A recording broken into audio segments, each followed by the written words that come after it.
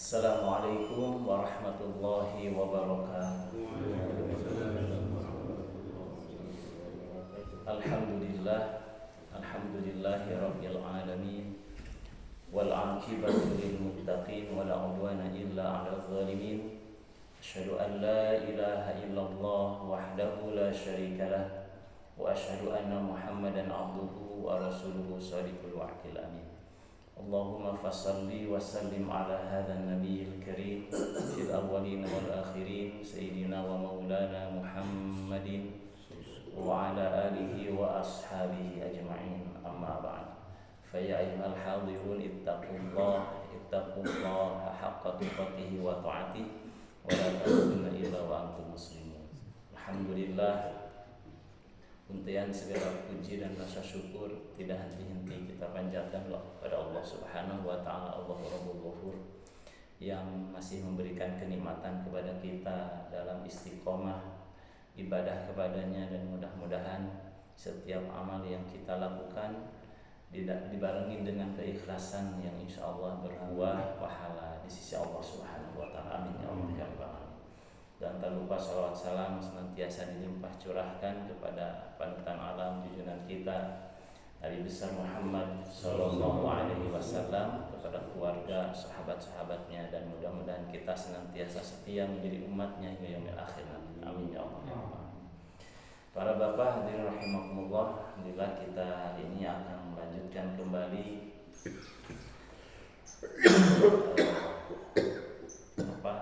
bahasan kita masih di dalam bab ikhlas. Insyaallah kalau tidak ada rintangan dan halangan, bab tentang ikhlas ini akan kita selesaikan dalam 1 atau 2 kali pertemuan lagi. Mudah-mudahan apa yang sudah kita bahas menambah keyakinan kepada kita untuk terus memperbaiki niat kita di dalam beribadah, dan juga menambah ilmu untuk berlatih tentang ilmu ikhlas ini. Bismillahirrahmanirrahim. Terakhir kita sudah membahas tentang bagaimana Allah Subhanahu wa taala membuka setiap kebaikan hamba yang menyembunyikan ibadahnya, ya. Dan juga Allah membuka rahasia maksiat yang dilakukan oleh seseorang. Mudah-mudahan kita senantiasa mendapatkan kekuatan dan daya untuk senantiasa beramal soleh, walaupun disembunyikan, tapi Allah akan membanggakan kita di hadapan para malaikatnya dengan amal soleh kita insyaallah. Bismillahirrahmanirrahim. Waruya, dan diriwayatkan an Auf bin Abdullah, dari Auf bin Abdullah, annahu qala, sesungguhnya beliau berkata, kana ahlul khairi yaktubu ba'duhum ila ba'din bi thalathi kalimatin, bahwa seseorang yang dikatakan ahli kebaikan, orang yang gemar membuat kebaikan, itu mewajibkan di antara mereka dengan 3 kalimat. Artinya setiap orang yang merasa dirinya dan orang-orang yang senang dalam kebaikan, ahlul khair, itu harus saling menasehati di antara mereka, orang-orang yang ahli kebaikan, dengan 3 kalimat, ya, dengan 3 hal. Yang pertama adalah man amila li akhiratihi, barang siapa yang beramal untuk akhiratnya, kafahullahu amra dunyahu, maka Allah akan mencukupkan urusan dunianya. Ya, jadi orang yang mengharapkan dari amalnya untuk akhirat, mendapatkan pahala akhirat, maka Allah akan cukupkan urusan dunianya. Pernah saya sampaikan, ketika seseorang mengharapkan dunia, itu ibarat orang yang meminta air atau meminta gelas. Jadi orang meminta gelas tidak pernah dikasih air. Tetapi ketika seseorang mengharapkan akhirat, maka dunia oleh Allah berikan. Seperti orang yang meminta air, tidak mungkin orang ngasih air saja, pasti dengan gelasnya. Gitu ya. Jadi orang yang meminta dunia pasti dikasih gelas. Tapi orang yang meminta air, selain air yang diberikan, juga wadahnya, yaitu gelasnya. Dan orang-orang yang berwasiat tentang akhirat, insya Allah ini orang akan diberikan kecukupan oleh Allah Subhanahu wa taala di dalam kehidupan atau kehidupan dan urusan dunia. Ini yang pertama. Kemudian yang kedua, waman aslaha fi ma bainahu wa bainallah. Orang yang memperbaiki hubungan dirinya dengan Allah. Aslahallahu ta'ala fima bainahu wa bainan nas. Maka hubungan dia dengan manusia oleh Allah akan bereskan. Jadi orang yang memperbaiki hubungan dengan Allah, hablum minallahnya dijaga, maka Allah akan jaga hubungan dia dengan sesama manusia. Karena terkadang ada orang yang baik dengan manusia yang lainnya, tetapi hubungan dengan Allah ala kadarnya, bahkan terkadang terlupakan. Sebagai contoh, Pak, kami mengalami hal itu, gitu ya. Misalkan kita dengan para pejabat, gitu ya, waktunya sholat masih rapat, terkadang kita enggan atau sungkan untuk meminta izin untuk sholat, bahkan sampai mepet waktu akhir sholat, ya. Kenapa? Menghargai pimpinan. Tapi padahal tidak boleh, ya. Selaku mukmin, selaku ahlul khair, kita harus menjaga hubungan baik dengan Allah dengan cara melakukan kewajiban kita yang mengutamakan kewajiban kepada Allah Subhanahu wa taala. Insya Allah urusannya akan senantiasa beres dengan manusia yang lainnya ketika kita memperbaiki urusan kita dengan Allah Subhanahu wa taala. Salah seorang penduduk Uni Emirat Arab dulu pernah ditanya awal-awal ketika Uni Emirat Arab UAE itu ya mengalami kemajuan yang sangat pesat. Itu diantaranya apa? Pertanyaannya, kenapa negara yang asalnya padang pasir antah berantah menjadi negara yang sangat maju sekali? Ya. Pertanyaan ini dijawab dengan dua hal. Pertama, tidak pernah kami lepaskan salat di awal waktu dan berjamaah. Ini yang pertama. Kemudian yang kedua, kami diberikan pemimpin yang adil. Jadi dua hal ini yang menyebabkan suatu negara, suatu wilayah maju. Kalau di kita bisa contoh bagaimana, Pak? Gitu ya, ketika waktu sholat ya biasa aja, bahkan sampai sholat Jumat sekalipun. Banyak orang yang abai terhadap kewajibannya. Maka dia mengejar dunia, tapi dia lupa kepada yang pemilik dunia. Dia mencari rezeki, tetapi dia lupa kepada pemberi rezeki. Bahkan tidak sedikit dia mencari kesehatan kesana kemari, tapi dia lupakan siapa pemberi kesehatan itu. Nah, maka kita harus utamakan. Mereka saling menasihati. Ketika kita jaga hubungan baik kita dengan Allah dengan terus melaksanakan perintahnya, yang paling utama adalah melaksanakan sholat di awal waktu. Kemudian diperbaiki kewajiban-kewajiban kita yang lainnya, maka urusan kita dengan manusia Allah akan selesaikan. Gitu. Ini yang kedua nasihatnya. Kemudian yang ketiga, waman aslaha sariratuhu aslahallahu alaniyatan. Barang siapa yang memaslahatkan, memperbaiki rahasia yang ada dalam hatinya, ya, maka Allah akan perbaiki, Allah akan maslahatkan hal yang terbukanya. Jadi kalau kita menjaga ketersembunyian kita dari maksiat kepada Allah, ketika kita sendirian kita jaga bahwa merasa Allah melihat kita, maka urusan yang nampak oleh Allah akan jaga juga. Karena tidak sedikit orang yang menjaga sesuatu hal yang nampak, tapi dia tidak bisa menjaga ketika dia kesendirian, ketika dia sedang tidak ada siapa-siapa. Bukankah terjadinya korupsi, terjadinya hal-hal yang berbuat dosa ataupun yang lainnya, itu ketika dia merasa tidak ada siapa-siapa, sehingga dia merasa bebas saja berbuat apapun. Nggak ada siapa-siapa. Padahal ketika dia menjaga rahasia isi hatinya ketika dia sendirian, maka insya Allah Allah akan menjaga hal-hal yang nampak pada dirinya. Dan ini nasihat yang harus kita sampaikan kepada sesama ahli kebaikan. Itu ya, pertama, niatkan segala sesuatu untuk mencari akhirat. Kemudian yang kedua, jaga hubungan baik kita dengan Allah Subhanahu wa taala supaya Allah maslahatkan, Allah jaga hubungan baik kita dengan sesama manusia. Dan ketika kita bisa menjaga kerahasiaan kita, ya, kesendirian kita dari berbuat hal yang dilarang oleh Allah, yang dimurkai Allah, maka Allah akan jaga hal yang nampak pada diri kita. Hadirin jamaah rahimakumullah.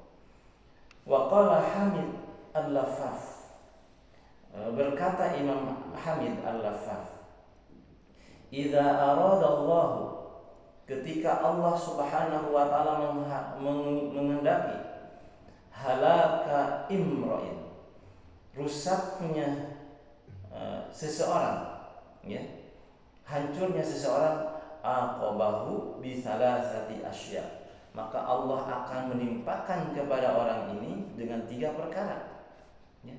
Jadi Allah ketika menghendaki seseorang celaka, ya, rusak, maka Allah akan timpakan kepada orang ini 3 perkara. Awaluha, yang pertama adalah yarzuquhul ilma wa yamna'uhu an amalil ulama'i. Dia diberikan ilmu oleh Allah, ya, diberikan ilmu kepadanya, tetapi Allah menahan dirinya dari mengamalkan sebagaimana amalnya para ulama. Jadi punya ilmu tapi tidak punya amal, tahu tapi tidak mau mengamalkan, ya. Maka kita berharap pada Allah Subhanahu wa taala, di antara doa kita, Allahumma inni as'aluka ilman nafi'an, ilmu yang bermanfaat. Para sahabat dulu itu di antaranya tidak banyak yang hafal Quran, tetapi bedanya ketika dapat ilmu langsung diamalkan. Sehingga ilmunya walaupun sedikit tapi bermanfaat. Kenapa? Karena diamalkan. Ya, bukankah sekarang di Indonesia banyak orang pintar, ya, tetapi kurang orang jujur, orang baik, orang yang bisa mengamalkan ilmunya. Sebagai contoh, misalkan kita diberikan ilmu tentang agama, bahwa sholat itu wajib tahu, puasa itu wajib tahu, tetapi di antara mereka ada yang tidak mau beramal, gitu ya. Dan kita berharap pada Allah Subhanahu wa taala dijaga dari punya ilmu yang tidak bisa dimanfaatkan. Sebagaimana ancaman Allah Subhanahu wa taala, kabura maqtan indallahi an taqulu ma la taf'alun, ya, bahwa sangat besar murka Allah kepada orang-orang yang berkata tetapi tidak beramal. Nah, termasuk juga ilmu ini, ya. Jadi Allah ketika menghendaki seseorang rusak, hancur, ya, hina, maka Allah akan berikan dia ilmu tapi dia terhalang atau terhambat dari mengamalkan ilmu. Wasani, kemudian yang kedua kata beliau, yarzuquhu suhbatus shalihin, ya, suhbatus shalihin. Allah berikan kepada dia bergaul dengan orang soleh. Wa yamna'uhu an ma'rifati huquqihim, tapi dia terhalang dari mengetahui, mengamalkan, melaksanakan hak-hak kepada mereka, kewajiban kepada orang-orang soleh, ya, di antaranya yaitu min haqqil muslimina 'alaika, di antara kewajiban kita kepada sesama muslim apa?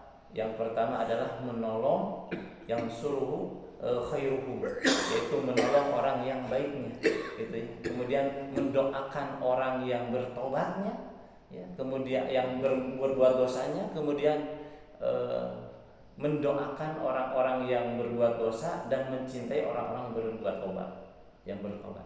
Itu diantara hak kita kepada sesama muslim, termasuk diantara orang soleh, ya, mendoakan, saling mendukung dalam kebaikan. Ketika ada yang salah diingatkan, ya, didoakan, kemudian diberikan oleh Allah Subhanahu wa taala kecintaan kepada mereka. Dan di antara kenikmatan yang bisa kita rasakan adalah suhbatus sholihin, ketika kita diberikan saudara-saudara, teman-teman yang saleh. Bahkan Rasulullah SAW menyebutkan di dalam hadisnya, arba'un min alamati sa'adatil mar'i, ada 4 perkara yang termasuk ke dalam ciri orang yang diberikan kenikmatan oleh Allah Subhanahu wa taala. Ayyakuna zaujatuhu sholihatan, diberikan pasangan yang baik, ya. Nikmat di antara ciri nikmat kebahagiaan seseorang adalah diberikan pasangan yang soleha, gitu ya. Karena pasangan ini Pak, kalau bermasalah itu akan menguras tenaga kita, menguras pikiran kita. Ya. Tidak sedikit para pejabat yang korupsi itu karena tuntutan seorang istri, itu karena permintaan yang di luar kemampuan dirinya. Kemudian yang kedua, wa abna'uhu abroran, diberikan keturunan anak-anak yang berbakti. Nah, di antara yang salah satunya ketika wa khulaqa'uhu sholihin, dan dia bergaul dengan orang-orang yang soleh. Dan yang kedua adalah wa ayyakuna rizquhu min baladihi, di antara ciri kebahagiaan seorang adalah rezekinya tidak jauh dari tempat tinggalnya. Kan ada orang Pak yang harus punya uang banyak, harus jadi TKI dulu, ya harus jauh dari rumah, jarang ketemu dengan keluarga, apalagi yang punten misalkan tugasnya itu di pelayaran gitu ya, di laut, di penambangan gitu ya, jauh dari keluarga, memang banyak uang, nah, tapi jauh dari keluarga, pulang setiap 6 bulan sekali, pulang setiap berapa tahun sekali. Dan ciri di antara kenikmatan seseorang adalah ketika dia diberikan rezekinya tidak jauh dari tempatnya. Dan salah satu kenikmatan adalah kita bisa bergaul dengan orang-orang yang soleh. Tetapi ketika dia bergaul dengan orang soleh, dia tidak bisa melaksanakan hak-hak mereka atau kita berbuat baik kepada mereka, maka itu di antara ciri orang yang celaka. Bergaul sih dengan orang soleh, tapi dianya tidak ke bawah soleh, dianya tidak ke bawah baik, ya. Dia tidak menjadikan pergaulannya dengan orang soleh menambah kebaikan pada dirinya. Na'udzubillah. Kemudian yang ketiga, wasalisu, adalah yuftahu alaihi babut ta'ati, dibukakan baginya pintu ketaatan, wa yamna'uhu min ikhlasil amali, dia diberikan kesempatan untuk bertaat kepada Allah Subhanahu wa ta'ala, beribadah kepada Allah Subhanahu wa ta'ala, tetapi setiap amalnya tidak dilandasi dengan keikhlasan dalam beramalnya. Na'udzubillah. Ya, kemarin di hadis-hadis sebelumnya Allah akan menyuruh orang yang tidak ikhlas di akhirat, silahkan datangi orang-orang yang kemarin kamu yura'una, yang kamu ingin dipuji oleh manusia, silahkan minta apakah dapat manfaatnya dari manusia yang kamu ingin dipuji oleh, gitu. Na'udzubillah. Jadi mudah-mudahan Allah jauhkan kita, ya, dari ilmu yang tidak bermanfaat, dari pergaulan orang-orang soleh yang tidak bisa kita ambil manfaat dari mereka, dan kita dijauhkan oleh Allah Subhanahu wa ta'ala dari ketidakikhlasan dalam beramal. Karena cirinya orang-orang yang Allah rusak kehidupannya itu dijauhkan dari ilmu yang bermanfaat, ya, dijauhkan pergaulan dengan orang soleh yang tidak bermanfaat bagi dirinya, dan juga diberikan amal tetapi tidak diberikan keikhlasan. Qala al-Faqih radhiyallahu ta'ala anhu, maka Imam al-Faqih Abu Layth as-Samarqandi berkata, innama yakunu dzalika li khabasi niyatihi, hal itu terjadi, 3 hal tadi. Kenapa? Karena li khabasi niyatihi, karena jeleknya niat, wa su'i sariratihi, dan juga karena tidak baiknya atau jeleknya rahasia atau lintasan hatinya yang ada dalam dirinya. Bi anna niyata, karena sesungguhnya niat, laukana sahihatan, kalau niatnya baik, la razaqallahu ta'ala manfa'atal ilman, maka Allah pasti akan berikan kepada dia rezeki kemanfaatan dalam ilmunya. Wal ikhlasi lil amali, juga Allah akan ikhlas lil amali, Allah akan berikan kepada dia keikhlasan di dalam amalnya. Wa ma'rifata hurmatis sholihin, dan dia akan diberikan pemahaman bagaimana menghormati orang-orang yang soleh. Kalau sekarang Pak ya, yang dihormati bukan kesolehan kadangnya, yang dihargai sekarang itu adalah harta, jabatan, gitu ya. Padahal kehormatan seorang soleh itu lebih penting dibandingkan dengan kehormatan seseorang yang mempunyai harta atau jabatan. Karena bisa jadi seseorang itu kelihatannya lusuh, ya, sebagaimana Nabi pernah ditegur oleh Allah Subhanahu wa taala ketika beliau berdakwah di hadapan para pemuka kafir Quraisy. Ada Abu Jahal di sana, gitu ya. Ketika datang Abdullah bin Ummi Maktum yang buta, kemudian bertanya kepada Nabi SAW. Kemudian Nabi merasa ketika beliau ini dalam anggapan beliau, ya, ketika berhadapan dengan pemuka kafir Quraisy, wah, kalau ini para pemuka Quraisy ini masuk Islam, maka pasti akan banyak orang yang masuk Islam, gitu ya. Sehingga beliau mengkonsentrasikan, ya, kemampuan diskusinya, dialognya, bicaranya di hadapan para pemuka kafir Quraisy ini, sehingga datang Abdullah bin Ummi Maktum, seorang yang buta, gitu ya, masih saudara dengan Siti Khadijah, dengan pakaian yang lusuh, membawa tongkat, kemudian bertanya, seolah-olah Rasulullah SAW itu terdistrik konsentrasinya, ini gara-gara orang ini nih, ya, gitu ya, sehingga beliau tidak marah, tapi wajahnya jadi musam dan beliau SAW memalingkan muka kepada Abdullah bin Ummi Maktum. Ketika melihat ini, bayangkan orang buta, gitu ya, ketika Rasulullah wajahnya menjadi bad mood lah kalau istilah kita ya. Wah, ini mengganggu konsentrasi saya. Ini di hadapan saya ini ada pemuka Quraisy yang kalau masuk Islam akan jadi bagus itu Islam. Tiba-tiba ini mengganggu konsentrasi saya. Sehingga beliau memalingkan wajahnya sambil bermuka masam, tidak suka. Sehingga apa? Pada saat itu langsung, Pak, Allah Subhanahu wa taala menegur beliau melalui surat Abasa wa tawalla, ya. Orang yang bermuka masam dan memalingkan wajahnya itu menegur Nabi SAW, jangan sampai kamu melihat bahwa orang yang lusuh ini padahal dia datang kepada engkau untuk membersihkan dirimu, gitu. Ketika mendengar Rasulullah SAW langsung tersadar, tersentuh hatinya, tersentak hatinya, kenapa saya jadi seperti ini? Sehingga Rasulullah SAW kembali menyapa Abdullah bin Ummi Maktum, kemudian beliau langsung menyampaikan apa yang disampaikan oleh Allah Subhanahu wa taala ini. Kalau kita ditegur biasanya malu, Pak, ya. Tapi Rasulullah SAW justru merasa diingatkan oleh Allah langsung pada saat itu, dan beliau menyampaikan surat Abasa ini.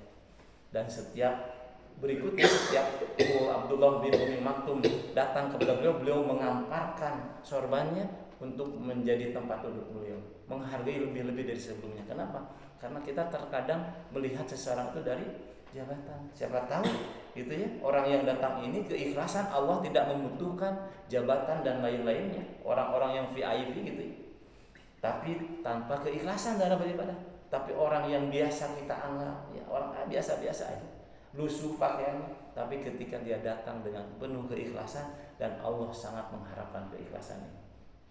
Dan teguran ini langsung, Pak, oleh Allah, ya, tidak diingkekkan, tidak dinanti-nanti, langsung ditegur. Sehingga Rasulullah SAW merasa senang sekali kepada Abdullah bin Ummi Maktum, karena dialah orang pertama yang membuat saya ditegur oleh Allah Subhanahu wa taala, gitu ya. Dan kalau kita diingatkan biasanya kita marah, Pak, ya. Gitu. Tapi Rasulullah dengan lapang dada, dengan lega dan dengan bahagia, ya, yang menegur Allah Subhanahu wa taala langsung, gitu ya. Makanya di dalam Al-Qur'an disebutkan inna dzikra tanfa'ul mu'minin, sesungguhnya zikra, peringatan itu sangat berguna bagi orang-orang mukmin. Ya, jadi kalau bedanya ciri orang, katanya gini, ada orang yang beriman dengan orang yang lemah iman, itu bedanya ketika ada nasihat. Orang yang lemah iman langsung merasa, oh, ini nyindir saya nih, ini nyindir nih, gitu ya.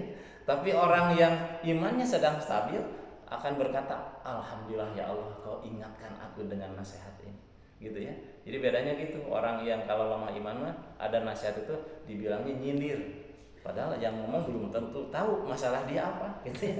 Tapi merasa tersindir gitu, karena hatinya sedang turun iman, sehingga nasihat itu tidak sampai kepada hatinya, tapi kepada egonya saja. Hadirin jamaah rahimakumullah. Qala Al-Faqih rahimahullah ta'ala, masih hubungan dengan yang tadi. Imam Al-Faqih Abu As-Samarqandi berkata, akhbarani as-siqah bi isnadihi, memberitahukan kepada saya dengan sanad yang kuat dari orang yang terpercaya, an Jabalah an Jaballah al-Yahsubi qala kuna fi ghazwatin ma'a Abdul Malik bin Marwan. Kami dalam satu saat itu berada dalam peperangan beserta Abdul Malik bin Marwan. Fasabahna rajulun misharu, maka kami beserta orang-orang yang seorang lelaki yang misharun, yang banyak bangun malam. La yanamu minal laili illa aqallahu, tidaklah dia tidur di malam hari kecuali dia sedikit saja. Jadi orang ini rajin tahajud, ya, bangun. Jadi dalam satu peperangan ini ada seorang lelaki yang dia walaupun siang hari dia perang, tapi malam harinya dia bisa bangun malam, ya, bangun malam.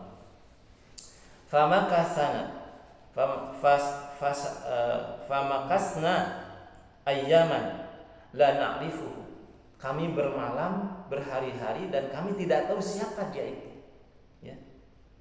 Fa idza huwa rajulun min ashabi Rasulillah sallallahu alaihi wasallam, sampai suatu waktu kami tahu bahwa beliau ini adalah salah seorang sahabat Rasulullah SAW.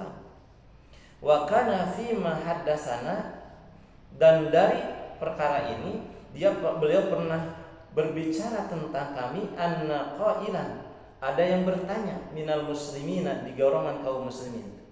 Qala, bertanya kepada Rasulullah SAW, ya Rasulullah, wahai Rasulullah, fi man najat, apa yang bisa menyelamatkan godan esok lusa? Apakah yang bisa menyelamatkan besok lusa? Qala, Rasulullah sallallahu alaihi wasallam menjawab, alla tukhadi'ullaha, kamu jangan menipu Allah. Qala, orang ini bertanya kembali, wa kaifa nukhadi'ullaha, bagaimana kami menipu Allah? Qala, Rasulullah menjawab, anta amala bima amaraka Allah, kamu beramal dari apa yang diperintahkan oleh Allah, wa turidu bihi ghairu wajhillahi, tapi kamu mengamalkan itu berharap bukan karena Allah. Salatnya perintah Allah, tapi salatnya bukan karena Allah, tapi hayang dipuji. Mau dipuji jadi orang baik, mau dipuji oleh tetangga orang yang ahli masjid. Perintahnya perintah Allah, tapi mengharapkannya bukan karena Allah Subhanahu wa taala. Wattaquriya, kata Nabi, maka bertakwalah, takutlah kalian semua atas riya, fa innahu asyirku billah, karena sesungguhnya riya itu adalah syirik kepada Allah. Wa innal murai, dan sesungguhnya orang-orang yang berbuat riya, berbuat syirik kepada Allah dengan riya ini, yunadi yaumal qiyamati ala ru'usil khalaiqi, akan dipanggil di hari kiamat di depan makhluk-makhluk Allah yang lainnya, bi arba'ati asya, dengan 4 panggilan, ya. Apa saja panggilannya? Ya kafiru, ya, orang yang dia disebutnya ya kafir, wahai orang, hei orang kafir. Wa ya fajir, hai orang yang durhaka. Wa ya ghadir, wahai orang yang penipu. Wa ya khasir, dan wahai orang yang rugi. Jadi panggilan bagi orang yang riya, yang menyebutkan Allah, ya, syirkul asghar gitu, ya, yaitu kafir, hai kafir. Nauzubillah, ya, disebut kafir, ya. Kemudian yang kedua, ya fajru, wahai orang yang durhaka, orang yang berbuat dosa. Ya ghadir, orang yang penipu. Ya khasir, orang yang rugi. Ya, ini di yaumil qiyamah. Dhalla amaluka, sesatlah amal kamu. Wa batala ajruka, dan batalah, ya, pahala kamu. Fala khalaqa laka al yauma, maka tidak ada balasan bagi kamu di hari ini. Faltamisa ajroka, maka apa yang kamu niatkan dari pahala kamu, mimman kunta ta'malu lahu ya mukhadi'u, ya, gitu, ya, karena apa yang telah kamu lakukan itu hanya tipu daya saja. Qala qultu lahu, maka aku bertanya kepada beliau, billahilladzi la ilaha illa huwa, dengan aku bersumpah dengan Allah yang tidak ada Tuhan selain Dia, anta sami'ta hadza min Rasulillah SAW. Jadi beliau menanyakan, benar enggak ya laki-laki ini yang sahabat Rasul mendengar ini dari Rasulullah SAW? Faqala, laki-laki ini menjawab, wallahi, demi Allah, alladzi la ilaha illa huwa, yang tidak ada Tuhan selain Dia, inni sami'tuhu min Rasulillah sallallahu alaihi wasallam, aku mendengar ini langsung dari Rasulullah SAW, illa an akuna qad akhtatu syai'an lam akun ata'ammadu bihi, ya, ya, kecuali aku salah mendengarnya, kata beliau, tapi aku yakin ini, sangat yakin ini mendengar dari Allah Subhanahu wa taala, dan aku tidak menyengajakan seandainya aku berbohong lah, intinya gitu ya. Summa qara'a, terus dia membacakan, kemudian dia membacakan firman Allah Subhanahu wa taala, innal munafiqina yukhadi'una Allah, sesungguhnya orang-orang munafik hendak menipu Allah, wa huwa khadi'uhum, padahal Allah Subhanahu wa taala menipu mereka. Ya. Begitu Pak. Jadi orang-orang yang menipu Allah itu yaitu orang-orang yang ketika beramal dia melakukan perintah Allah tetapi dalam niatnya tidak mengharapkan balasan dari Allah Subhanahu wa taala. Nah, mudah-mudahan kita semua terbebas dari Allah niat-niat yang tidak karena Allah, ya. Dan Allah Subhanahu wa taala menjaga amal-amal kita yang sedikit ini dengan keikhlasan. Mudah-mudahan Allah Subhanahu wa taala dari amal yang sedikit yang ada ikhlas ini diberikan berlipat ganda balasan pahala, dan Allah jaga amal-amal yang sudah kita lakukan dari dirusak oleh niat-niat yang tidak pantas, dari amal-amal yang tidak bermanfaat dengan ilmunya, dan mudah-mudahan Allah Subhanahu wa taala menerima setiap kekurangan kita dan terus memperbaiki amal yang kita lakukan. Rabbana atina fid dunya hasanah wa fil akhirati hasanah wa qina adzabannar. Subhanakallahumma wa bihamdika asyhadu an la ilaha illa anta astaghfiruka wa atubu ilaik. Wa sallallahu ala sayyidina Muhammadin wa ala alihi washabihi wasallam. Walhamdulillahi rabbil alamin. Aqulu qouli hadza wa astaghfirullah li wa lakum ajmain. Wassalamu alaikum warahmatullahi wabarakatuh.